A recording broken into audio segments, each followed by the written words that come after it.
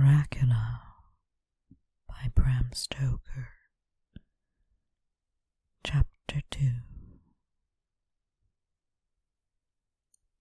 This led to much conversation, and as it was evident that he wanted to talk, if only for talking's sake, I asked him many questions regarding things that had already happened to me or come within my notice.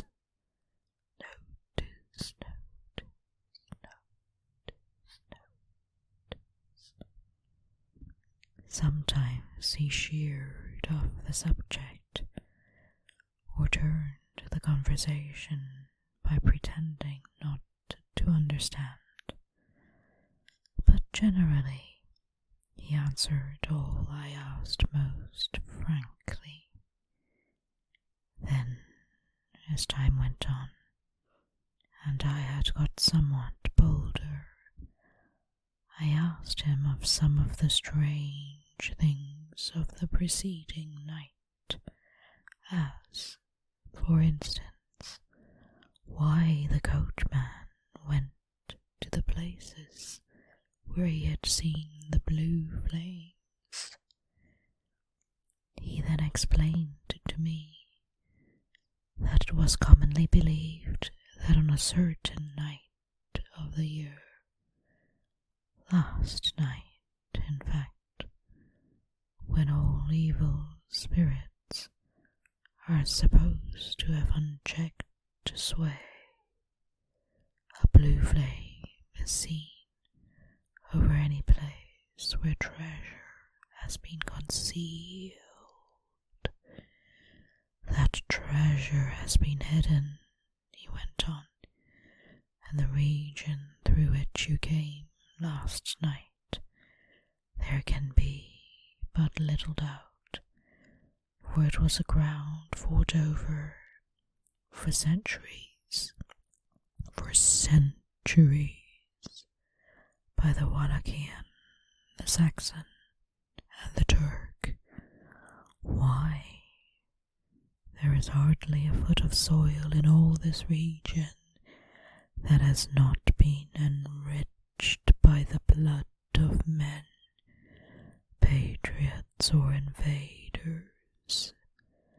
In old days there were stirring times when the Austrian and the Hungarian came up in hordes, and the patriots went out to meet them, men and women, the aged and the children too, and waited their coming on the rocks above the passes, that they might sweep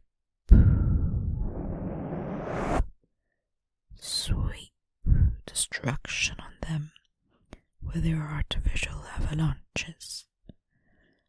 When the invader was triumphant, he found but little, for whatever there was had been sheltered in the friendly soil.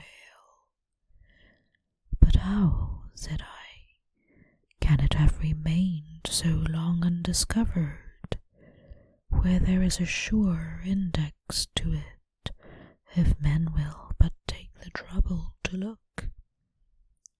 The Count smiled, and his lips ran back over his gums. The long, sharp, canine teeth showed out strangely.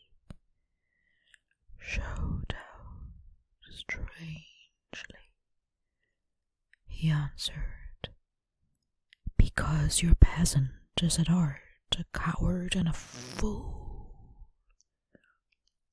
Those flames only appear on one night, and on that night no man of this land will, if he can help it, stir without his doors.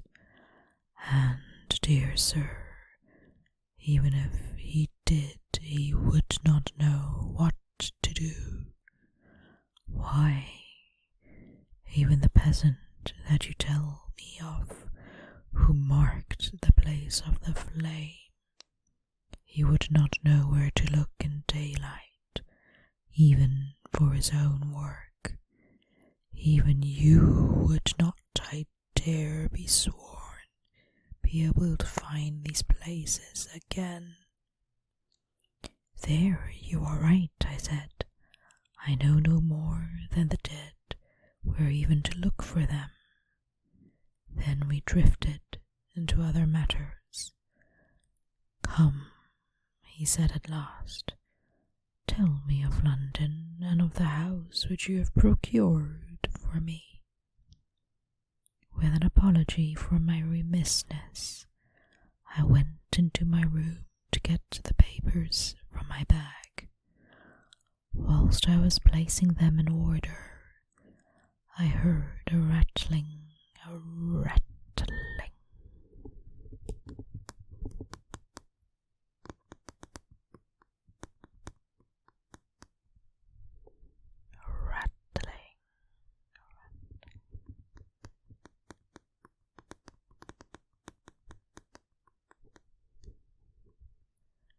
A rattling of china and silver in the next room, and as I passed through, noticed that the table had been cleared and the lamp lit, for it was by this time deep into the dark.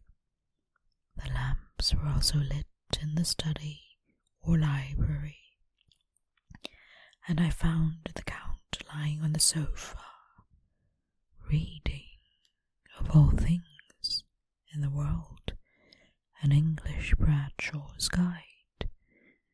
When I came in, he cleared the books and papers from the table, and with him I went into plans and deeds and figures of all sorts.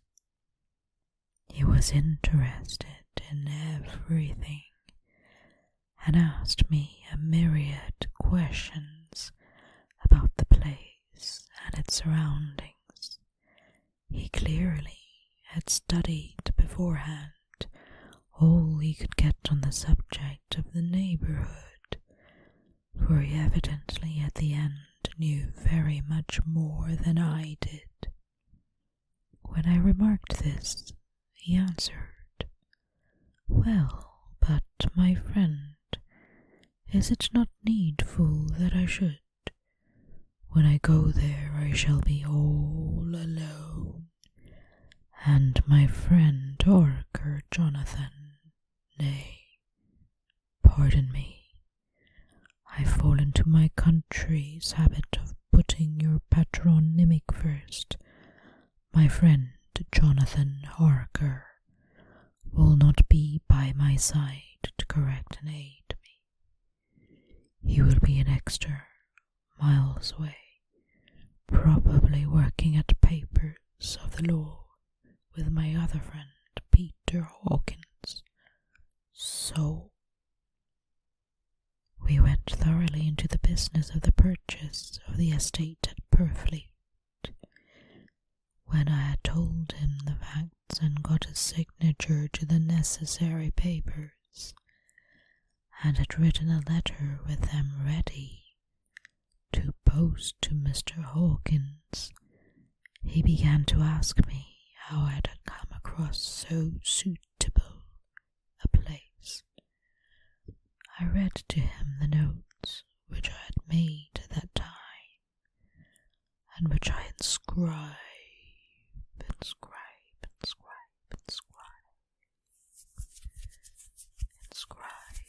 here.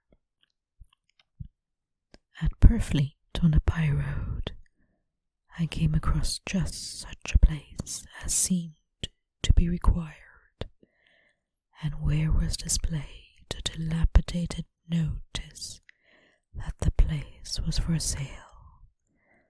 It is surrounded by a high wall of ancient structure, built of heavy stones, and has not been repaired for a large number of years.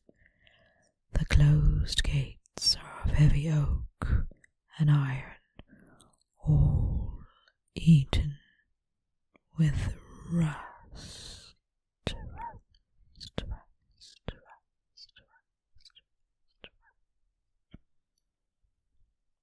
The estate is called Carfax, no doubt a corruption of the old Cortevas, as the house is four-sided, agreeing with the cardinal points of the compass. It contains in all some 20 acres, quite surrounded by the solid stone wall above mentioned. There are many trees on it, which make it in places gloomy, and there is a deep, dark-looking pond or small lake, evidently fed by some springs, as the water is clear and flows away in a fair-sized stream. The house is very large, and of all periods back, I should say, to medieval times, for one part is of stone immensely thick, with only a few windows, high up and heavily barred with iron. It looks like part of a keep, and is close to an old chapel or church.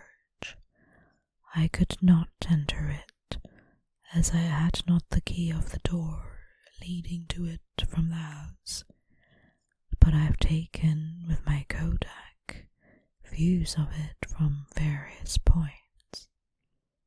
The house has been added to, but in a very straggling way, and I can only guess at the amount of ground it covers, which must be very great. There are but few houses close at hand, one being a very large house, only recently added to and formed into a private lunatic asylum. It is not, however, visible from the grounds. When I had finished, he said, "I'm glad that it is old and big. I myself am of an old family, and to live in a new house would kill me. A house cannot be made habitable in a day, and after all, how few days go to make up a century. I rejoice also that there is a chapel of old times. We Transylvanian nobles love not to think that our bones may lie amongst the common dead. I seek not gaiety nor mirth, not the bright voluptuousness of much sunshine and sparkling.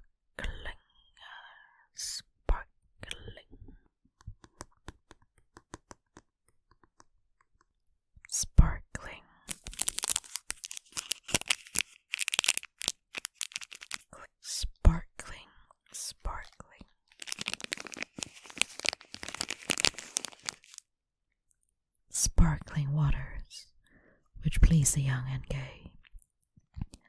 I am no longer young, and my heart, through weary years of mourning over the dead, is not attuned to mirth. Moreover, the walls of my castle are broken, their shadows are many, and the wind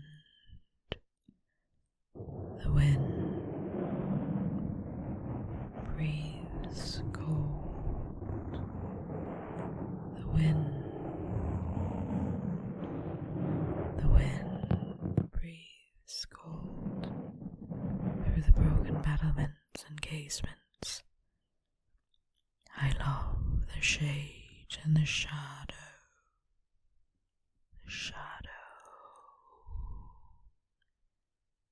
and would be alone with my thoughts when I may. Somehow his words and his look did not seem to accord, or else it was that his cast of face made a smile look malignant and saturnine.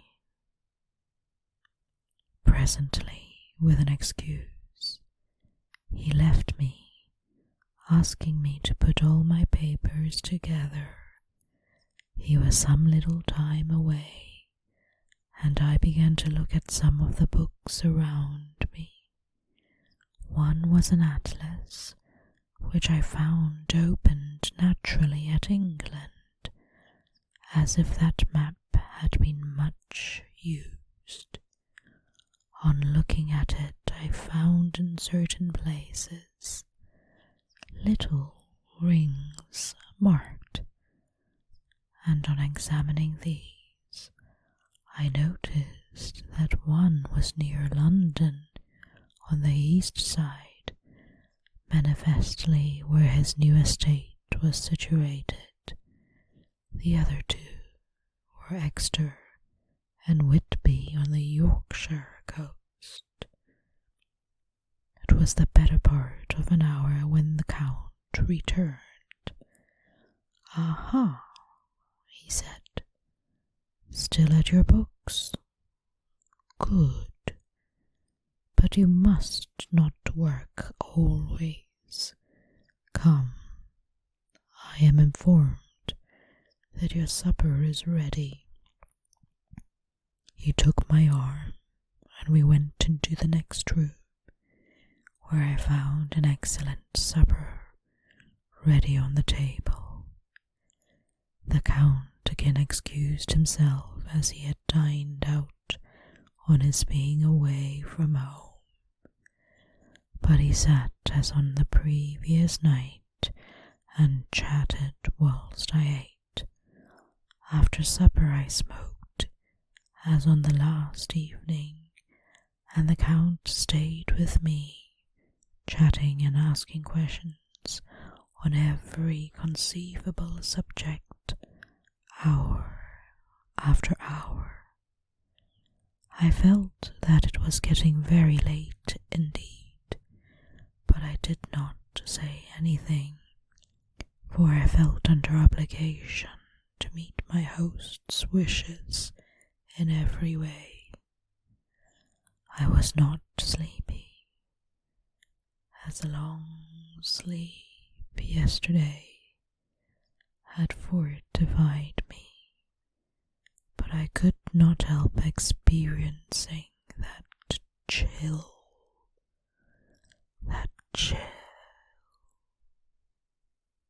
which comes over me at the coming of dawn, which is like in its way the turn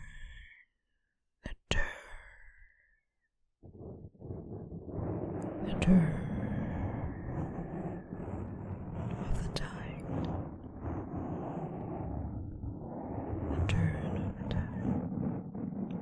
turn of the tide.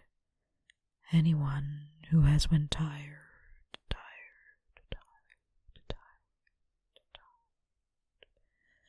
and died,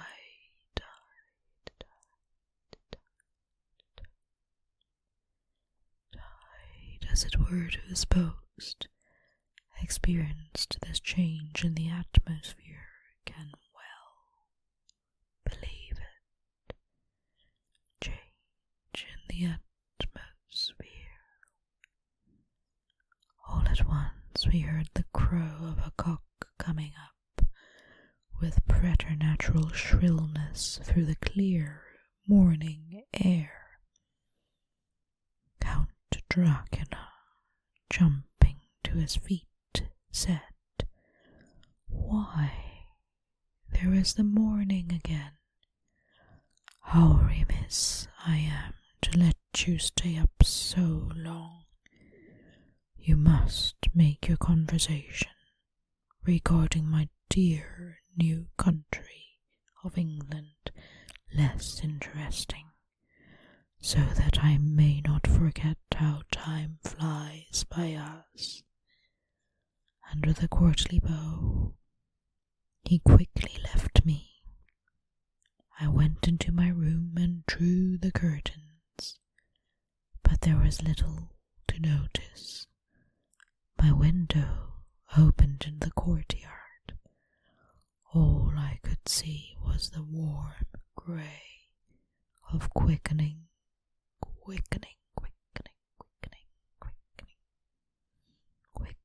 sky. So I pulled the curtains again and have written of this day.